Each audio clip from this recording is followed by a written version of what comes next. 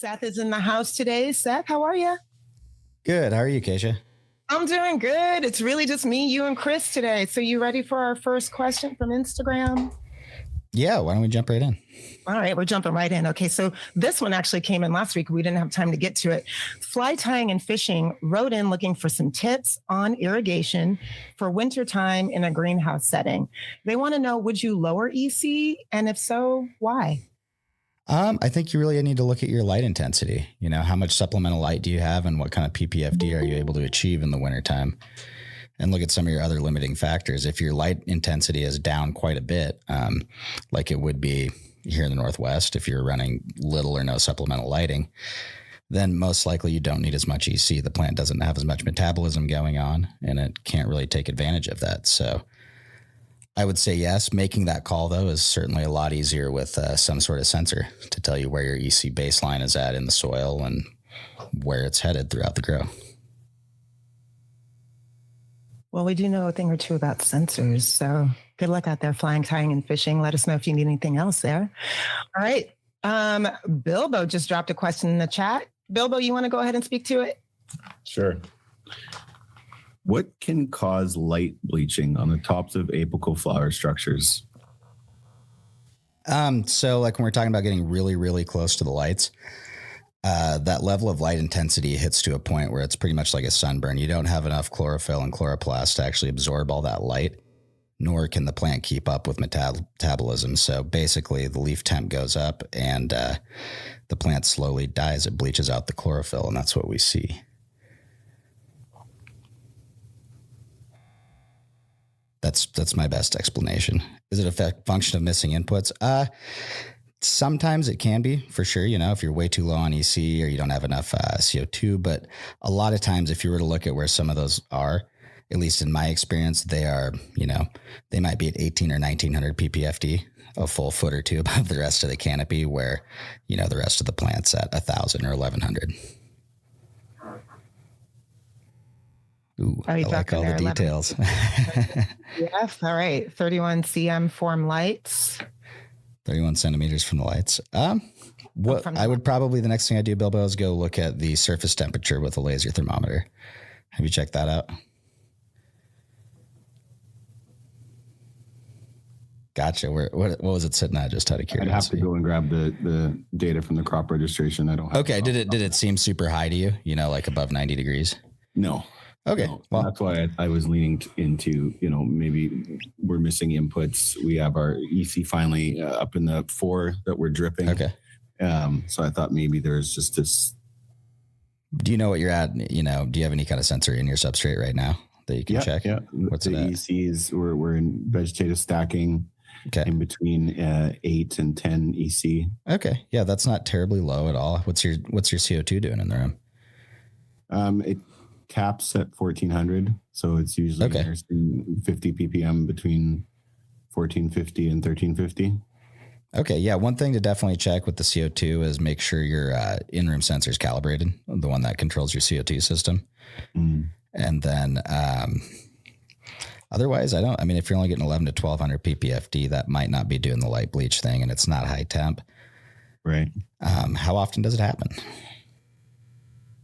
In past harvest groups, it's happened in isolated areas. In the current harvest group, it is more throughout, but I have a sneaky feeling that somehow it could be tied to the EC, because this is the first time we've had a drip EC breach 3.5.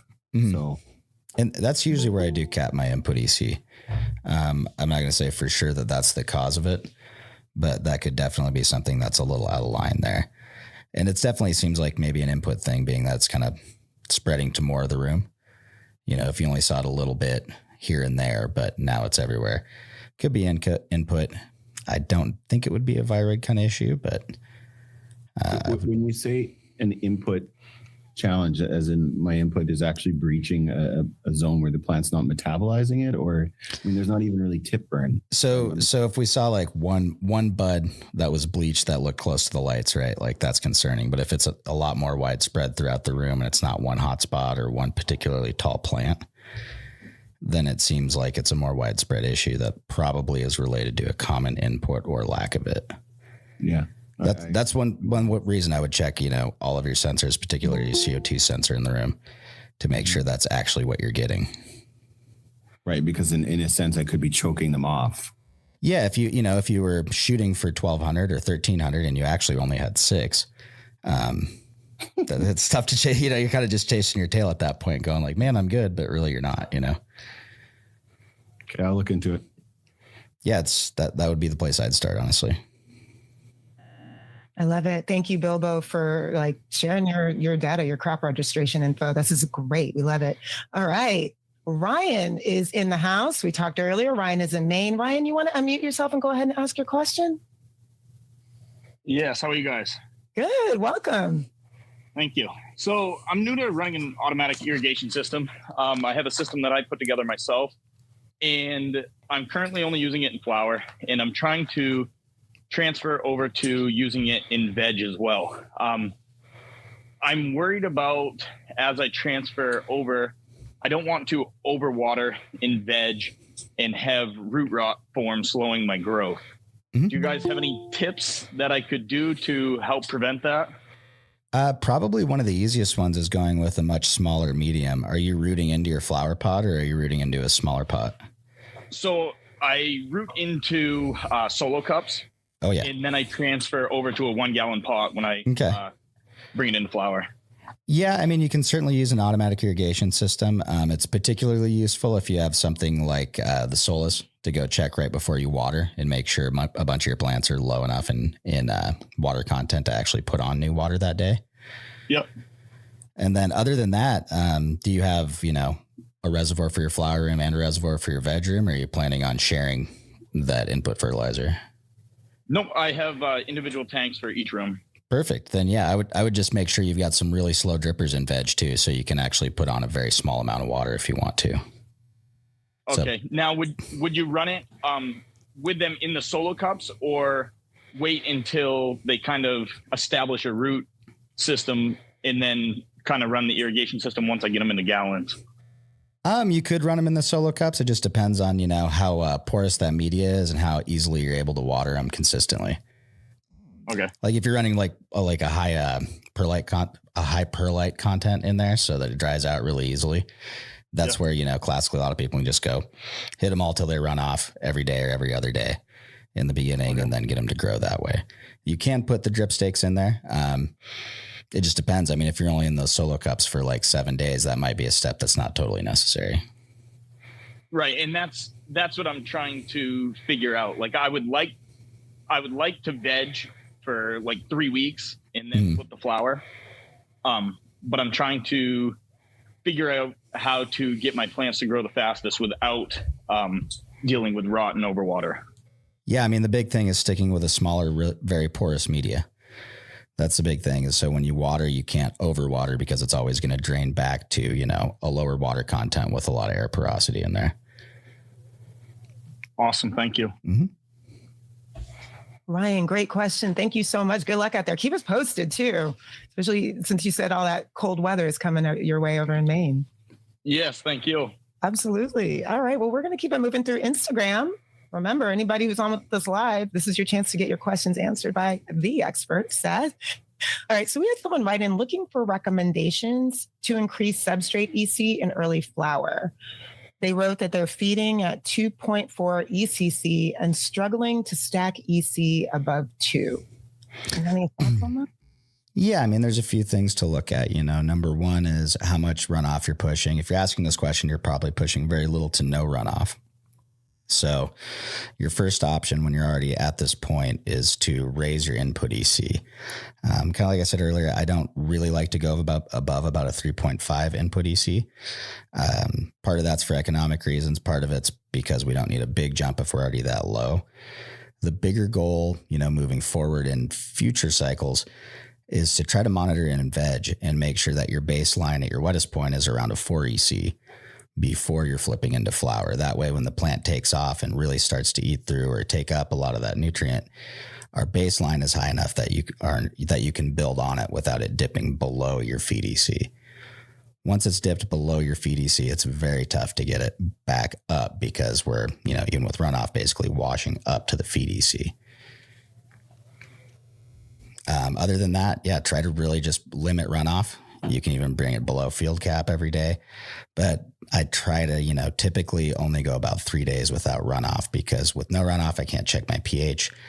At that point, I also know that I'm not doing much to restore that nutrient or that nutrient pH balance. So I want to really monitor that. And like I said, if you're having trouble stacking, you will hit a point where you go, okay, I have spent 3 weeks down at a 1.5 to a 3 EC. That might be where we are. And, plenty of cannabis has been grown at low EC. It's not necessarily the end of the world. It might affect quality a little bit. It probably will affect yield quite a bit, but you can set a standard for future cycles and document that and say, okay, at these AC levels, this is what I got, changing nothing else. If I was able to stack better, here's the next round. All about setting those standards, right, Seth? Absolutely. You want to know where your baseline is and really minimize those variables that you're changing. Because that's, another conversation too, as I've noticed, a lot of growers becoming more and more high tech have switched to running higher EC as well. And at the same time, I've also met plenty of people that didn't grow very much for quite a few years or didn't change anything. They had spent quite a few thousands of dollars on a certain lighting setup, irrigation setup. They were very set up to run a certain way.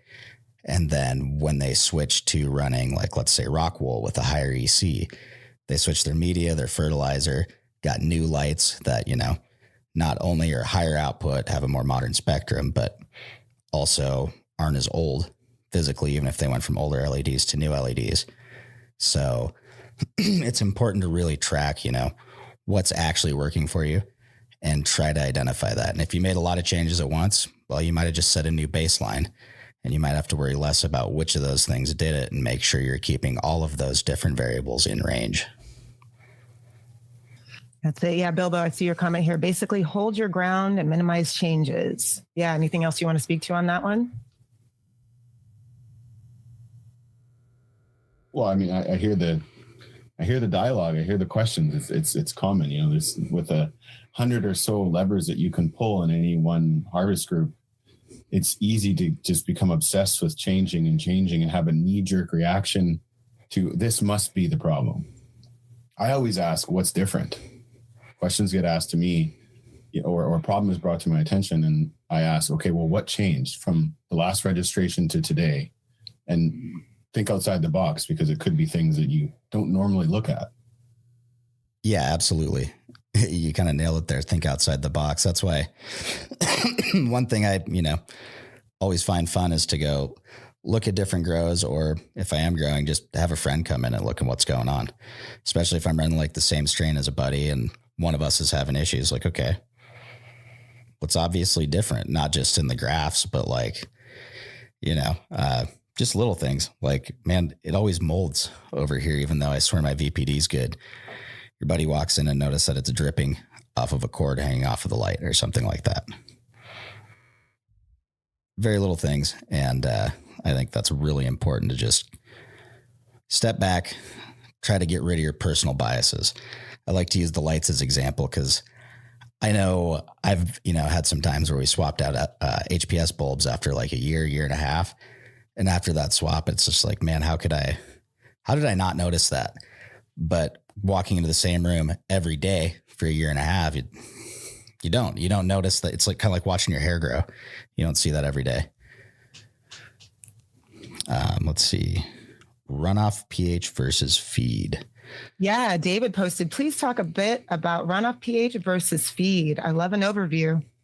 Yeah. So when we're talking about root zone pH and runoff pH, basically we want to be in between, around a 5.6 to a 6.0 in the root zone to have efficient nutrient uptake and also, have a proper distribution of nutrient uptake efficiency. And what I mean by that is if we're to look at a chart that lists plant nutrient uptake availability versus pH, that's right in the zone where we have enough nitrogen, phosphorus, potassium, and micro uptake to satisfy the plant's needs. Plant nutrients are, they're charged ions. We're putting them in as salts. So when they dissociate, we've got anions and cations. Most plant nutrients are cations, which are negatively charged. Anions are positively charged. So as the plant eats up those negatively charged ions, the positively charged ion concentration goes up. pH is the negative log of the positive ion concentration. So more positive equals lower pH. And as the pH lowers, we go out of that range of efficient uptake. So if you've got a 5.2 pH, are nutrients locked out? Kind of, but the reason isn't actually like a high or low EC level at that point. Usually it's the fact that we've gone out of range where the plant can uptake the available nutrients that it has in the root zone. So we're effectively choking it off from being able to uptake nutrients. And the end result might look like a locked out or burnt plant, but the reality is we've just got a pH problem, and we probably need to push a good feed, probably, a reasonable amount of flushing over the next few days, not to totally drop out the EC, but to restore that balance between positive and negative ions. David, do you have anything else to add or clarify with your question? Oh, and I should add a little more. Sorry, David. We expect to see, because of that, a small drop in pH if a plant's feeding properly and we have a good nutrient ratio there. It's from, say, like 6.0 or a 5.9 down to a 5.5 or 5.6 is very acceptable and a good sign. Awesome, Seth. Thank you for that. David, feel free to, if you want to chime in a little bit later, let us know. We're going to keep it moving. We got a YouTube question in from Kevin. Oh, Bilbo also compliments your hat, Seth. Thanks. Hat game, always on point. All right. Kevin wrote in, would you say running runoff water the last 2 to 3 days before harvest is risky for botrytis, even though your media EC is at a 0.7? When having buds as big as a soda can, VPD at 1.0 to 1.2? If your buds are that big and your EC is that low, it depends on what you were running earlier on. If your EC has dropped down from like an 8.0 to a 0.7, you might be a little bit worried about, causing some damage to the plant and kind of killing it before you go to harvest. The other thing is at a 1.0 to a 1.2, you're certainly at risk of botrytis with those big buds. The bigger they are and the lower your VPD is, the bigger risk you have. So your best move would be to probably try to raise your VPD to help deal with that. And if you're at your limits of dehumidification or AC control for helping out with your VPD, then minimizing runoff is going to be one of your only options for trying to keep as much water out of the room. Or raising your temperature potentially. If you're trying to run 75, 65, you might be looking at trying to run 75 to 73 at night, trying to maintain that VPD when the lights turn off. Kevin, you had me at buds as big as a soda can. We welcome photos. Oh, yeah. Into that. Awesome. All right. Keeping it moving. Anybody who's on with us live, now's your chance. Start asking some questions so we can get to it today. Oh, Janelle has a question. Janelle, you want to unmute yourself and go ahead and ask? And if not, I can just dive right in. I'm just going to go ahead and dive right in. Janelle has a question about watering. I wanted to know when you would suggest first watering a 3x3x3 rock wool cube after transplanting an AOK plug into it. So presuming that the cube is properly hydrated to begin with, the day after transplant, I would hit it with a very small, 3x3x3, that's pretty small. We're looking at 20 to 30 milliliter max irrigation, very small. But the beauty is with that rock wool, you can water it. It'll go up to field capacity. You'll get some air infiltration. And in a 3x3x3, it's pretty tough to overwater them so long as you stick to those small irrigations in the beginning so that we're getting good water movement down through that cube. Janelle, feel free to type in the chat if you have anything else to add on that or wanted some more clarification, but great question. Getting a couple questions around transplanting plants from something smaller to larger. So progress. All right. We got another write-in here from JT. Oh, runoff is the theme. Regards to runoff pH, which imbalance of elements cause pH to rise or fall? What is the most common correlation between certain elements that cause pH swings? Specific elements. So one thing you'll see, definitely is like when we look at, say, nitrate, for instance, that's easily uptaken by the plant. That is why it acidifies water pretty easily. After you put it into the solution, it's easily uptaken, pulls out.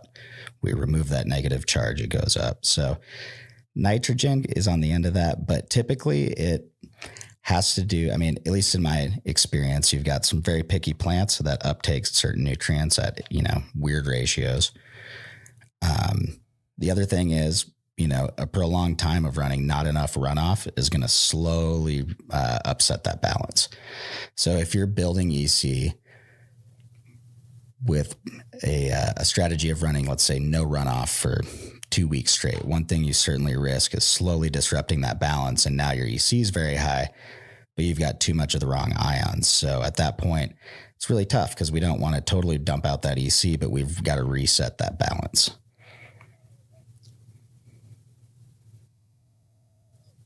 Awesome, Seth. Thank you. Yeah, so many good runoff questions today. So getting blogging inspiration. Awesome. All right. Well, Janelle just clarified the previous question. Wrote, cool, thank you. We do water them in after plugging the plant. And that's great. With that 3x3x3, you've got a lot of freedom. You're sticking with a small media that has good aeration. The big challenge when rooting in, honestly, comes in taking, say, that same clone plug and putting it into a 1 gallon coco pot or a 6x6x6 rockwool cube, because now we've got a pretty big volume of media and water for those roots to absorb anything out of.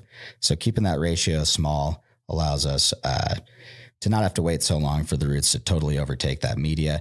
It also gives that media a little bit better ratio of breathing, I guess, with the air. It's harder to overwater a smaller media in general, no matter what it's made out of. For instance, I really am a big fan of the 0.3 gallon coco pots. They have pretty much the same kind of porosity that you get in a 1 gallon or a 2 gallon. They, a handful of that cocoa feels the same as a handful of any other, but that small pot dries out faster, even with wicking going on inside the room. So I think sticking on those 3x3x3s is a good call. If you are going onto a slab, I do like the 4x4x4s quite a bit. Just a little bit more mass there to get a little bit faster, bigger veg plant. But also those 3x3x3s are a great option to stack on top of a 1 or a 2 gallon coco pot as well. Gives you easy veg watering, especially if you're going with a quick veg time, and a really stable media. Awesome, Seth. Janelle, thank you so much. And yeah, let's keep the conversation going. If anybody has anything else to add to the conversation there or got some new questions, that's what we're here for. Shout out to Bobby over on YouTube, who just posted that he skipped work to hear a live sesh. Want to say thank you for all these informative videos. I do not have any AROYA equipment yet, but I am growing like I have it all. Awesome. That's good to hear. That's it. Somebody sounds like they're resourceful over there. Yeah. So just like until, we get maybe some incoming questions in here, Seth, anything you're seeing out there with folks? We walked everybody through split graphs feature last week. Anything coming your way that you think would be good to talk about with folks today? Yeah. I've been seeing lately over the past few years, there's been a lot of turnover in different media brands, whether we're talking about stone wool, the kind of more generic term for rock wool, or we're talking about coco. One thing that I've run into quite a bit is people, getting really comfortable with a specific irrigation strategy and then just run and repeat. And, number one, that's kind of tough because if you kind of miss any part of your process along the way and your plants are at all differently sized, your irrigation strategy might be a little bit off and you might run it wrong for a while until you realize that. The other thing I've noticed is just even small variation in, I don't want to say media quality, but media consistency in terms of where field capacity is, even from batch to batch. And I think it's a really good habit to just constantly be keeping tabs on that. And another thing to have in your crop registration, because that's just another spot where you could be looking at why, one run performed differently than another and see that you actually ended up with a media that didn't have as good of steering capability, either because it held too much water and was too wet and led to poor root development early on, or was not, didn't hold enough water and we couldn't run very generative. So we ended up with, less quality and less bud sites overall from, being able to stack them earlier. So I think That's one thing I've noticed, especially as, we move forward in the cannabis industry. There's a little bit more standardization when it comes to media in terms of what a lot of the manufacturers are offering, but there's still a bunch of manufacturers out there. And a lot of these products can all work just as good as each other if used properly. And that's what it comes down to is, you've got to kind of be able to follow the instructions, but also be able to go above and beyond what the manufacturer says. Because at the end of the day, none of us are paying very much per unit, per plant for media. And unless we want to start paying $20 to $50 per plant, there's only a certain level of consistency and precision we can expect in media production. That's just simple economics. And I think it's just one thing everyone's got to get used to procedurally adapting to. Lots to adapt to in this industry. That is for sure. All right. Thank you for that, Seth. Cool. The questions keep on coming here. So David dropped a question here was wondering if we can explain dryback for a novice. So dryback is just typically, at least the way I'm looking at it, and you can use saturation or volumetric water content. At AROYA, we use volumetric water content to determine how much moisture is in the media. Dryback is a term that relates to the difference between the max amount of moisture that media holds or the highest amount of moisture that media has held for the day and a given time period past that. So we could say, hey, the dryback is 5%. It dried back 5% between 12 p.m. and 1 a.m., let's say. It dried back between 10% between 10 a.m. after P1s and 8 a.m. the next morning before we went to P1s. Typically, when a lot of people are talking about their dryback, when you see 25%, 15, 35%, numbers like that, they're talking about the end of their P1, their phase 1 irrigations, what water content they reached then, and what the water content was the next morning before they initiated their irrigations again. And then when we're talking about P2s, the term dryback would refer to that between irrigation dryback. And that's typically where you would see or hope to see a, 1%, 2%, 3% value. I hope that clears it up a little bit. Yeah, David, let us know if you have any extra questions. But I think you unmuted yourself. Go for it. Yeah, sure. Sorry, thanks. Hey, real novice here, but P1, P2, P3. I've heard you use those terms many times in the past, but I don't have a clue of what they mean. Gotcha. So in general, P1 means your phase 1 irrigations, usually, in the morning, 1 to 2 hours after lights turn on. We'd like to push it to 2, but if the pot's too dry, you can go a little earlier. But that's your phase 1, and that's typically bringing that pot up to field capacity or the point where it would achieve runoff. And then phase 2 is your afternoon irrigations that happen after that. Phase 3 would be after the P2s, typically after lights off, and that's not typically something that we want to approach. If you have to be putting on P3s, that usually means you have way too big of a plant and way too small of a pot. And how do you know when you need to go to P1 and or P2 and P3? Because a lot of growers will only do a single irrigation a day, especially the guys hand watering. Exactly. So, the classic hand watering techniques, especially in a bigger pot, you're going super generative. So when we're talking crop steering and generative steering, we've just got P1s, and that's that morning watering. Using crop steering to bulk up the plant is when the P2s come into play. And what that is putting more and more small irrigations on in the afternoon to stimulate plant metabolism and cause that plant to grow at a faster rate than it otherwise would. Thanks. Yeah. Thank you, David. Good to hear you from you and see you. Yeah, appreciate those questions. Great question. Yeah, every once in a while, the take it back to a definition one is good.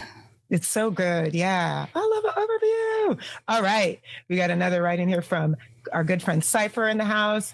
He's wondering if Seth, he wants to know about storing large amounts of RO water. Any insights on keeping it clean before use and fertigation? So dark, cold, and ideally injecting some hypochlorous in it while during storage. That's about it. Don't let it go anaerobic. Don't let things grow in it. Keep it sealed up, keep it clean, and maybe look at, what are your needs and how much is it practical to store versus filter? So if you're having to store water for such a long period of time that contamination becomes a big issue, then you might want to look at storing a smaller amount and refreshing it more often to avoid contamination.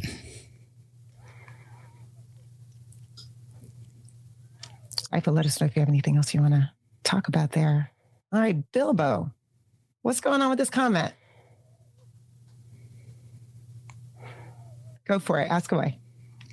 Okay, so I get a little decision fatigue when it comes to programming irrigations, managing different harvest groups that are in different phases of their life cycle. And what I'm seeing is a trend over time where, you know, I can anticipate, especially when I stop changing 100 things, where I can anticipate what's coming up. Mm-hmm. But I don't want to I want to be more conservative in my strategy and not as reactionary as I can be. So I'm wondering if it's just the fact that we have so much information now and we're seeing things that otherwise as, you know, legacy cultivators we wouldn't normally have noticed, and that I should just maybe chill out a little bit. But I hear a lot of conversations around, you know, whether it's trying to figure out when should I actually give a P2, as some of the other questions that you've posed or that have been posed today, versus just finding an irrigation strategy and sticking to it unless you see something that is, let's say, outside of an acceptable range that any particular farm would set up. This is what I tried to encompass in my question here. Have you seen anything like that working in other cultivation facilities that have, you know, as they call it, a giant war room and, you know, multiple people working on sections of a mega facility? Do you see that, or is it? So yeah, there's the approach people typically arrive on is, I mean, you kind of nail it there, right? Like it's really easy to hit that data overload and go make a change every single day, you know, to every single bench in the facility. You know, the best way to do it is you already started with a baseline. And a lot of times, you know, at least for me, when I first started really diving into crop steering, my baseline was trying to use a porous media so I didn't overwater everything and running a terribly low EC. So number one was like, how do I build EC? Okay, I've got to modify my watering strategy to reduce runoff and run a little bit higher EC in my feed.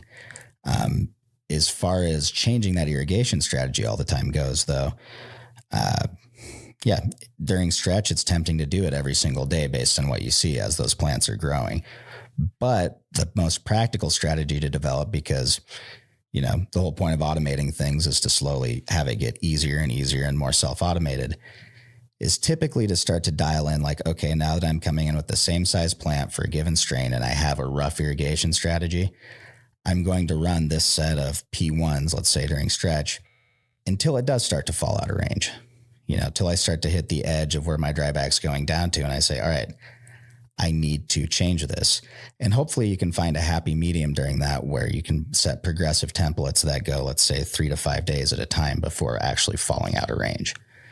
Unfortunately, establishing that is going to be that watching the graph every day and then evaluating if it's acceptable to not make a change that day.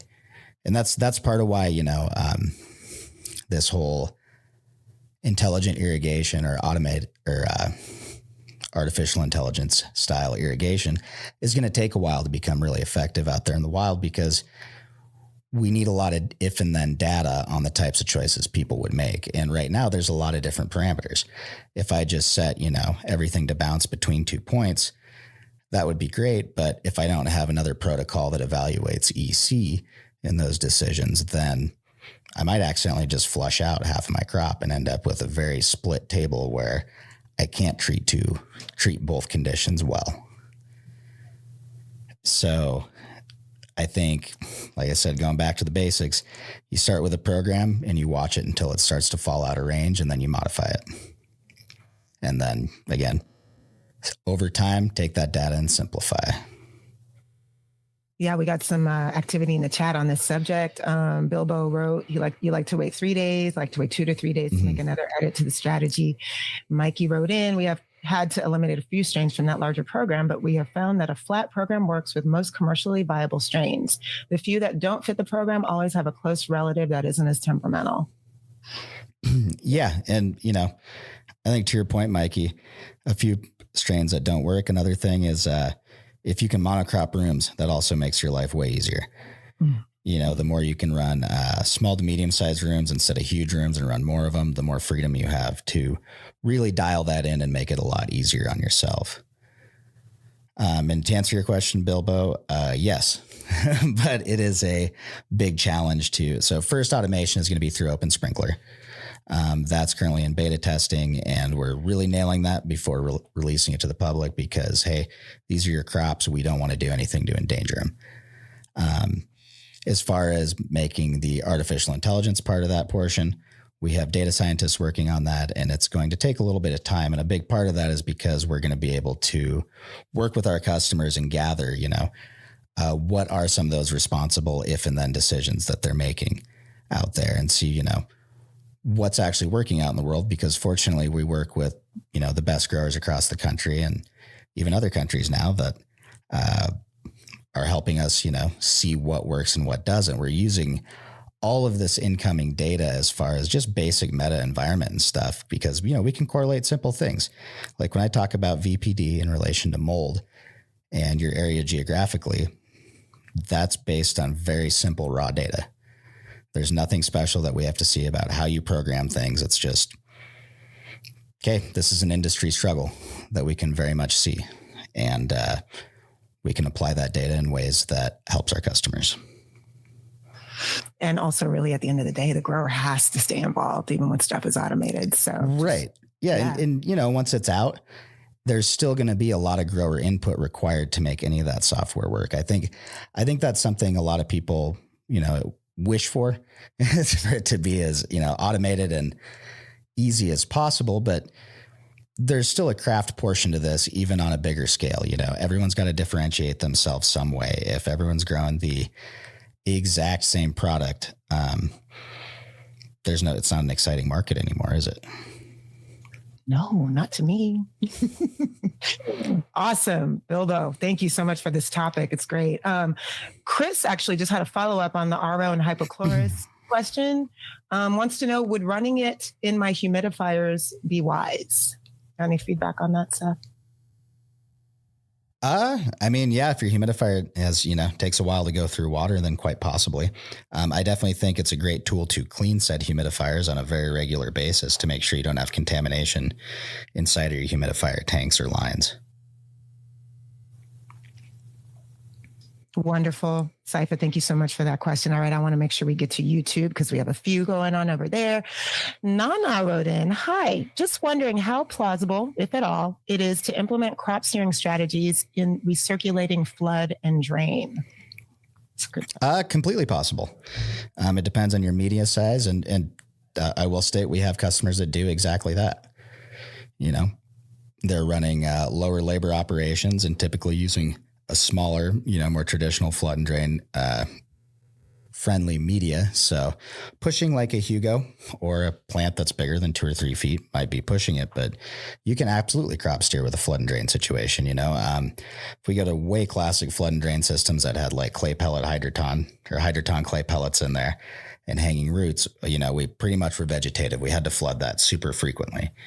Once we throw rockwool into the equation, and we're actually using that flood and drain system to soak the block and then dry it out, we actually do have the opportunity to put on, say, a P1 and multiple P2s. So at that point, it's about saying, all right, we really have to make sure we build a plant structure that's an appropriate size for the media so we can control that dryback and actually use the flood and drain as a crop steering tool. If I've got a big media and a small plant, I'm going to only be able to go generative. And same thing, if I've got a small media that doesn't hold enough water, I'll have to go very vegetative. So I actually encourage people to do this. And as far as rockwool goes, I really enjoy using that in veg rooms. It's really simple. If I can isolate a strain to a tray, my irrigation is insanely easy on, like a Delta 10. No, great question. And it sounds like you might want to check out a demo. So be sure to click the link so we can talk to you about how we can help you out. Awesome. All right. Moving through these questions. We're rounding out the hour, folks. So if you have any questions, now's the time to ask it. Type it in the chat. B-Town wrote in, if you transplant your clones into 1 gallon pots and you water them the first time by hand, how much dryback do they need? And how much shots to give them in the first irrigation days? And they are dealing with a micro drip system, it looks like. My biggest advice there would be when you go to hydrate your coco blocks, number one, if you can test them, do it. Number two, if you don't have a substrate sensor, you probably have a scale around somewhere. Weigh a dry one, weigh a wet one, get some approximation of what kind of field capacity you're looking at there. And then as long as your blocks are properly hydrated, transplant, and then put your micro drippers right on there and do that first watering with those, because typically we don't need to flush too much water through there unless that cocoa already has a really high EC or they've been sitting there stagnant. If you just hydrated that block and an hour later you're transplanting, it's got plenty of oxygen for those roots to work with in there. And the reason I say that is that, any type of hand watering on an unrooted plant introduces a lot of variability. If you do have a way to make sure you're not giving them too much, that's fine. And even if you are giving them too much, it might be okay. You're just going to be waiting for a decent while for a dry bag. As far as that dry bag goes, the reason I told you to just weigh it if you don't have a substrate sensor is because I like to see a 15 to 20% dry bag before I'm applying actual P1s. During that time, if that takes 5 to 10 days, starting day 3, I'm still going to put a tiny drop on with my micro drippers just to make sure that root zone's staying aerobic. And by tiny, I mean, in your 1 gallon, it'd be like 30 to 40 milliliters max. But I'm going to be putting on a very small amount just to keep that aerobic.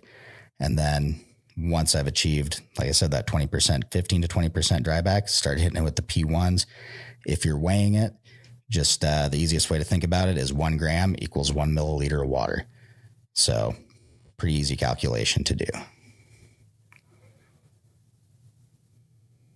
Awesome. All right. Thank you for that question, B-Town. I know you have another one here, but Diane dropped a question. Our good friend Diane, good to see you.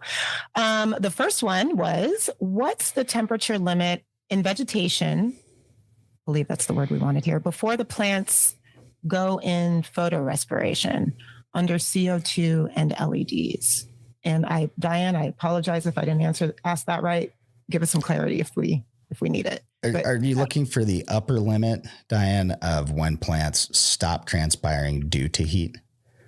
Is that kind of what we're looking at here? Perhaps. Because Diane, is that true? Yeah. Typically, anywhere, it depends on the amount of radiant energy the leaves are receiving. So like if we're talking about an HPS room, the ambient temp isn't going to be nearly as hot as it would be in an LED room to achieve the same response. But typically when those leaf surface temps start to go above 90, 92, then we see those stomata start to go into what would be more of a drought stress mode, where they start to close back up. We slow down on transpiration. And that's when we can also see, a host of different issues, light bleaching, tip burn, general stunting in growth. Foxtailing's another big one that'll happen.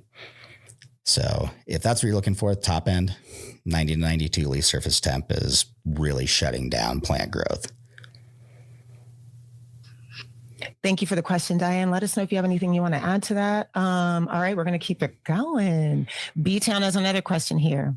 Wants to know experiences with hypochlorous acid in the nutrient solution to keep the lines and drippers clean, even if your nutrient solution don't even fall out. So they just So I guess one of the big things to really clarify here is hypochlorous does help a little bit with nutrient, or I should say mineral buildup in your lines, as it is a weak acid, but its main action is actually as a sanitizing agent. So a big way it actually helps keep people's lines clean is it's continually sanitizing that, wonderful nutrient soup that we've got sitting in our lines in this nice warm 75 to 80 degree room. And that's a good point, Mikey. You will get root rot if your substrate temps hit super high as well. Lots of problems with running too hot.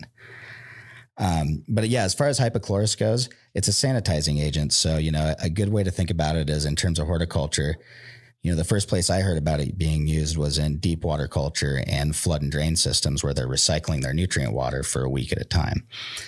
In those systems, a constant, I can't remember the ppm off the top of my head, but with like a 0.08%, something like Athena's cleanse, you're looking at 0.5 to 1.5, even 2 milliliters per gallon for a pretty strong solution, maybe more like the 0.5 for a daily solution. But the big thing to remember is, no matter which version you're going with, what hypochlorous product, you really need to look at that concentration and see what you're working with.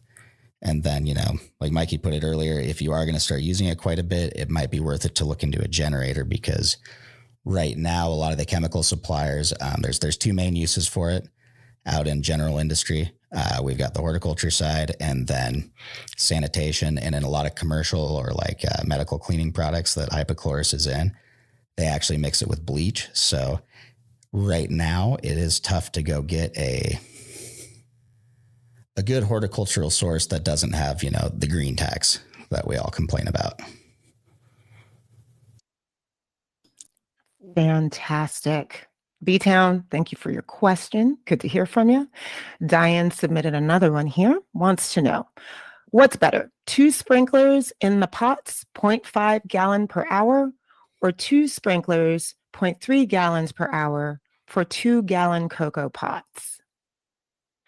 Personally, I'd probably go with the 2.5s or a single 1.0. But it does depend on how big your room is.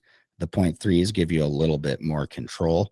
But if you have a big room with a lot of zones, it takes you longer to put on, a bigger shot with the 0.3s. So at that point, you got to make sure that you have enough time to cycle through. Like if we're going to put on a shot every 15 to 30 minutes in vegetative and P1, you want to make sure you can cycle through that with your irrigation, then you're not going to run over. So if it took 2 minutes to do each zone and I had 8 zones, and I want to do it every 15 minutes, well, now it takes me 16 minutes to do one P1 shot. So I want to make sure you don't run into those kind of limitations. Awesome, Diane. Thank you for your question. Love it. Okay. Yeah, we're on and popping today. Chris, my producer, is on today. What's going on YouTube? I think we just did a poll, yeah? Yeah, we try to hit a poll now and again just to take the temperature of our attendees and see what they're thinking about, what they're working with. So I asked, what are you growing in? And my choices were rockwool, coco, and other. And so the results came out 20% rockwool, 40% coco, and 40% other. So Seth, it begs the question. We hear about rockwool and coco all the time on the show. What are some other mediums that we should maybe know about, or maybe we don't hear enough about? There's a few good reasons rockwool and coco are the most popular. Number one, stone wool in general is pretty easy to produce and it's readily available. Coco is a byproduct of the general coconut industry. So the environmental consequences of using coco as a plant growth medium are in general pretty low, other than the carbon footprint, of course, of shipping them from generally Southeast Asia or Sri Lanka, India to us here in the United States. That being said, some of the other traditional medias are actually really good. Peat moss, for instance, great. The only problem is we got to go strip mine peat bogs to get it. So the environmental outside of that is not that great. Perlite has been used in the past. Straight perlite, not the most popular grade. That's super wasteful in terms of water efficiency. When we go look at hydroponics, we've got, your hydroton clay. That's also great for deep water culture applications and flood and drain, although both the perlite and the hydroton really limit you in your crop steering capabilities. People have tried out a lot of different media over the years, from different mineral-based mixes. Generally speaking, indoor, the classic soilless mix definition is, or not necessarily mix, but soilless media is what we want. We want to have control over what nutrients the plant has access to, when it has access to them, and ensure that it has proper water holding capability, all while trying to maintain a relatively sanitary environment. We don't want to bring in any nasties with us. So, when we talk about a mix, you'd say maybe make for an outdoor organic bed. If we're looking at, cocoa bark mix, maybe some straw in there. Like we can really go down the rabbit hole with organic inputs. And there's a lot of great ones out there that can actually build a pretty decent soil structure for your plant to grow in. But when we're talking about indoor growing and controlled horticulture, where we want relatively consistent results and we want to be able to control every part of the process, rockwool and coco are kind of where we keep landing because of like I said, various economic reasons, and they have the properties we're looking for. And, one part to consider too is with those, we've also, if we use them properly, the environmental impact in terms of our runoff output is pretty low, just because you are running, let's say, an organically amended bed does not mean that you have runoff going downhill from wherever your bed is that is good for the environment. I love that. Go ahead, ahead. Chris. Do you see state-by-state restrictions on mediums, or is it still pretty wide open? Can you hold on a second, Chris? I got some headphone issues going on. I couldn't really hear you there. Check. 1, 2. Can you type that in the message, Chris? I just can't. Yeah. Yeah, I'll follow up in the chat. Okay. Our producer, he has to send his questions in by chat, just like everybody else. But we got some dialogue on the different substrates here. David wrote in Growsorb with an exclamation point. So there's a lot of enthusiasm on that one.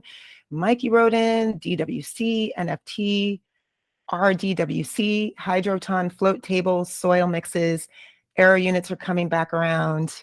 Yeah, so different substrate. Yeah, I got a comment, David. Yeah, Growsorb. I have heard of that. I have not personally tried it, but I think people should explore and see what's out there. I'm sure Growsorb can be manufactured in different ways to probably monitor pore size and really regulate water content. Mikey, you brought up some fun ones too. Aero units are coming back around. Haha. Yeah, there's a lot of cool things with straight, hydroponics, whether it's aeroponics, deep water culture, flood trays, etc. I think what we'll find over and over is that usually in terms of the way the cannabis plant grows on its determinate life cycle after 12 hits, media like coco and rockwool just give us the best performance and work best with how the plant develops. If we want to be able to run irrigation strategies anyways, that's the optimum hydroponic growth technique. Yes, and producer Chris wrote in here, are there state-by-state restrictions on medium? Not that I'm aware of in the US. I mean, there's certainly supply chain limitations in different areas, just with different suppliers and, being able to actually get different types of media. Other countries might have restrictions on import and use as well, but not particularly that I'm aware of right now. But that could change. Who knows? But there's also just, you really illustrated the point. There's a lot that goes into the decision of which grow medium makes the most sense. There's the control aspect, there's the consistent results aspect, and then there's the environmental aspect. But also environmental is a spectrum too. Could be low impact from the production standpoint, but if you're shipping it from overseas, that's a footprint. So yeah, appreciate this overview. Thank you, Seth. Absolutely. I mean, it's all something to think about. And that's one thing I think we all got to kind of step back and look at, even inside this, soilless drip irrigation model that a lot of us are doing with either greenhouse and supplemental lighting or fully indoor. There are a lot of small ways we can stay inside of efficiency and also be creative and have something to kind of own, like your media can be something that you say, hey, we are committed to using only organic media. We don't want, commercially manufactured rockwool or anything else that's not compostable in our backyard.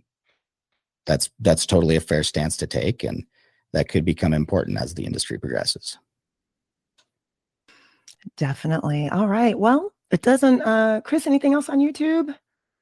It's not looking like it. All right. And then loving the dialogue happening in our chat here. We got some resource sharing. That's like my favorite thing. All right. Well, then, Seth, you know what? We got a couple minutes left. I'm just going to make this about me for a minute. I am taking a tolerance break. I have gone 24 hours without THC. Do you have any advice for me? I'm going to go 30 days. Thoughts?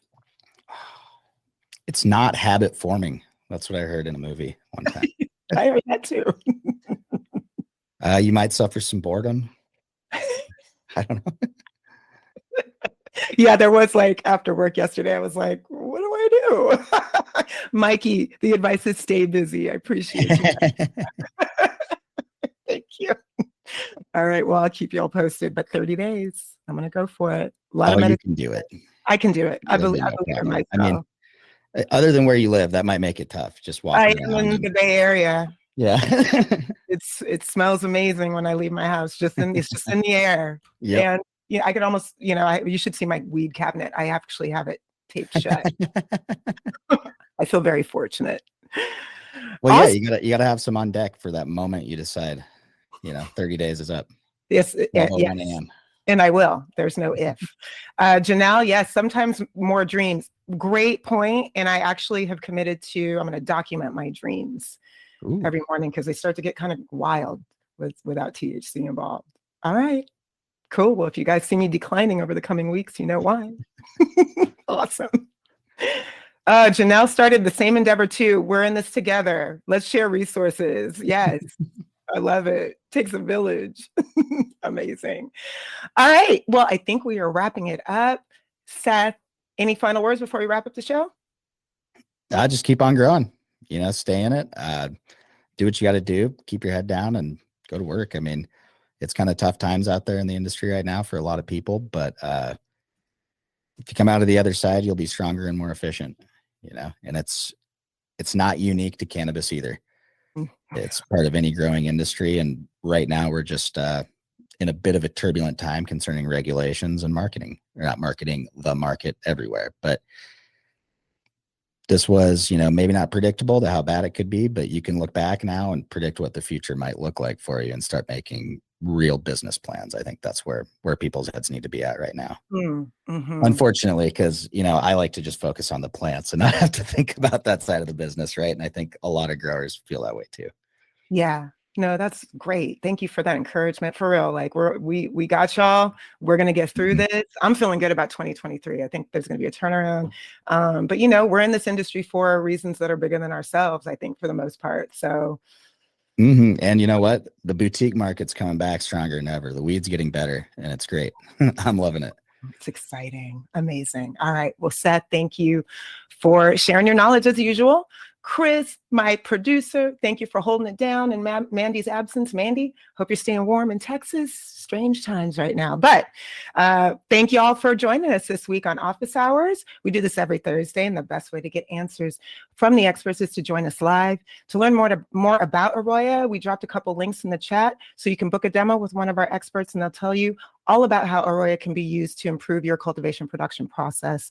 As always, let us know if there's a topic you'd like cover in a future episode of Office Hours. You can post questions anytime in the AROYA app. Feel free to drop us a chat, shoot us an email at support.aroya@metergroup.com. Send us an email on DM on Instagram. We are on all the socials. We want to hear from you. We record every session. We'll email everyone in attendance a link to the video from today's conversation. It'll also live on the AROYA YouTube channel. Like, subscribe, share while you're there. And if you find these conversations helpful, spread the word. Thanks, everybody. We'll see you next time. Bye.